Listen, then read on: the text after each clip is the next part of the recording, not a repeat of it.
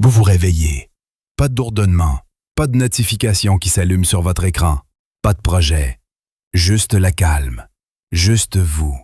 Et au début, ce silence semble étrange, trop silencieux. Puis, il s'insinue, ce murmure de doute, cette oppression dans la poitrine, cette douleur, pas pour de la compagnie, mais pour la confirmation que vous comptez pour quelqu'un. La plupart des hommes paniquent à ce moment-là. Ils prennent leur téléphone. Ils textent quelqu'un qu'ils ne devraient pas. Ils font défiler, balayent et actualisent. Pas pour se connecter, mais pour échapper au silence. Parce qu'à un moment donné, on nous a appris que le silence est synonyme d'échec.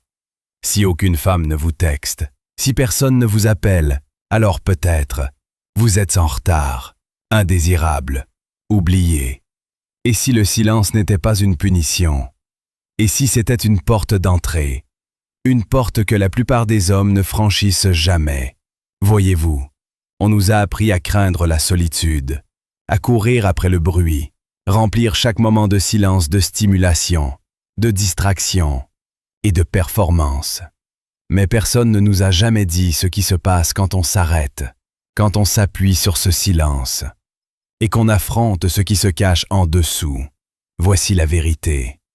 L'homme qui choisit la solitude, celui qui marche seul volontairement, n'est pas faible, il est dangereux, parce qu'il bâtit quelque chose en lui, tranquille, inébranlable.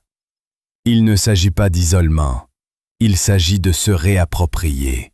On ne fuit pas le monde, on revient enfin à soi-même. Trop d'hommes errent dans la vie, de femme en femme, d'emploi en emploi, d'écran en écran, à la poursuite de la validation comme de l'air. Mais quand s'arrêter et se demander « Que se passe-t-il si je m'assois avec moi-même ?»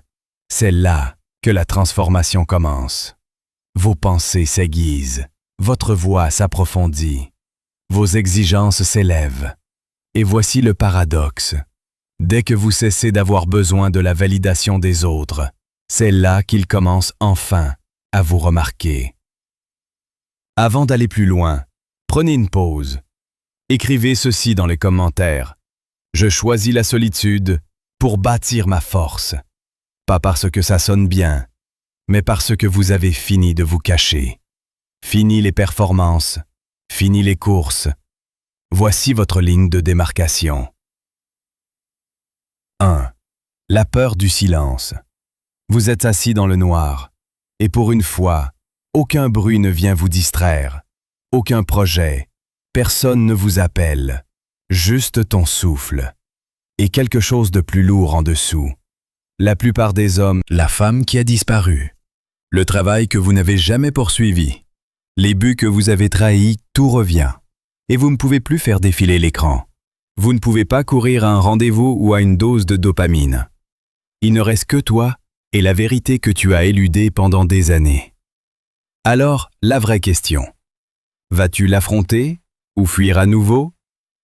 C'est pourquoi la plupart des hommes restent en mouvement. Ils sautent d'un but à l'autre, d'une femme à l'autre, d'un écran à l'autre.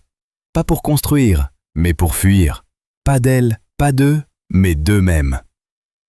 Parce que le silence fait tomber le masque, et quand ce masque tombe, soit tu te brises, soit tu te réveilles. Au début, le silence est brutal. Il te serre la poitrine. Il crie plus fort que n'importe quelle voix. T'es pas assez, tu seras toujours oublié.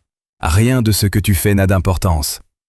Mais si tu restes, si tu respires à travers lui, tu réaliseras, tu es toujours là, toujours en vie, toujours capable. Et ces pensées-là, ce sont des échos, de vieux scénarios. Elles frappent, mais tu n'as pas besoin d'ouvrir la porte. C'est là que la clarté arrive, silencieusement, sans drame, sans applaudissements, juste une certitude tranquille.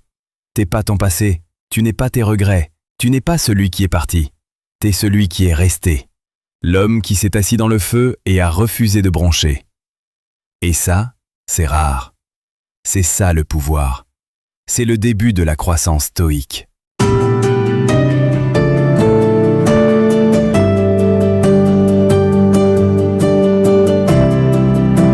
A-t-elle répondu? Est-ce qu'ils ont aimé ma publication? Quelqu'un m'a-t-il remarqué?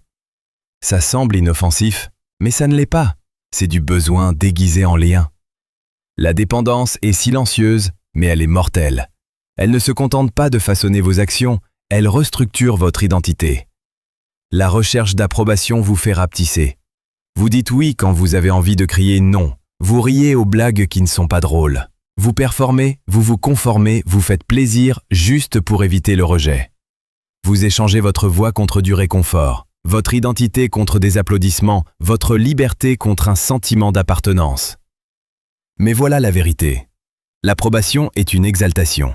Ça frappe vite et ça s'estompe vite. Et comme tout high, ça vous donne envie de plus. Finalement, on finit par s'épuiser, non pas par faiblesse, mais parce qu'on a porté un masque trop longtemps. Mais il y a un autre chemin, plus difficile, un vrai. C'est la désintoxication de l'approbation. On arrête d'adapter ses croyances à la situation. On commence à se demander, est-ce que j'y crois? Ou est-ce que je veux juste être aimé? Et cette question à elle seule, ça change tout. On arrête de s'excuser d'avoir des critères. On arrête de s'expliquer à des gens qui ne m'écoutaient jamais. On arrête de courir après des oui rapides. Au début, on a l'impression d'être en manque. On ressent le silence, le malaise, la panique. Et s'il ne m'aime plus? Mais on s'y installe. On respire à travers. Et lentement, sa vraie voix apparaît.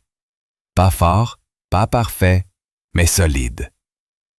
Vous arrêtez de texter pour rester pertinent. Vous arrêtez de rire quand c'est pas drôle. Vous honorez votre vérité. Vous protégez votre paix intérieure. Et les gens le remarquent. Ils perçoivent le changement. Parce que vous n'avez plus besoin d'attention, vous êtes présent. C'est le paradoxe. Lorsque vous arrêtez de chercher à être vu, vous devenez un incontournable. 3. La clarté par la solitude. Il arrive un moment dans la vie de chaque homme où le bruit s'estompe et où il ne reste que le calme. Ni la solitude, pas l'ennui, juste un silence sacré. Et dans cet espace, quelque chose d'extraordinaire se produit. Le brouillard se lève. Pas parce que le monde a changé, mais parce que vous en avez pris du recul. Vous avez baissé le volume des attentes, de la pression et des opinions. Et finalement, vous pouviez vous entendre. La solitude n'est pas l'isolement, c'est la restauration. Elle vous débarrasse de tout ce qui n'est pas vous, pour que vous puissiez enfin voir ce qui est. Dans le chaos, vous performez. Dans la solitude, vous vous alignez. Vous ralentissez. Vous observez. Vous remarquez. Et vous commencez à réaliser que vos objectifs n'étaient pas les vôtres, votre mode de vie n'était pas le vôtre. Même votre idée du succès vous a été donnée. Mais lorsque le bruit s'estompe, quelque chose d'autre apparaît. La clarté. Vous commencez à vous poser de meilleures questions. Qu'est-ce que je veux vraiment? Qu'est-ce qui m'épuise? Qui suis-je quand j'essaie pas d'être accepté? Et dans la solitude, ces réponses ont enfin de l'espace pour émerger. Vous arrêtez de faire semblant d'être à l'aise avec des amitiés creuses. Vous cessez de tolérer les gens qui diluent votre énergie. Vous arrêtez de vous mentir à vous-même, juste pour préserver la paix. Vous commencez à vivre, pas parfait, mais honnête. Pas raffiné, mais authentique. Vous dites non, sans culpabilité. Vous protégez votre espace, pas de l'arrogance, mais du discernement. La solitude vous aiguise, ça réorganise ta vie. Votre cercle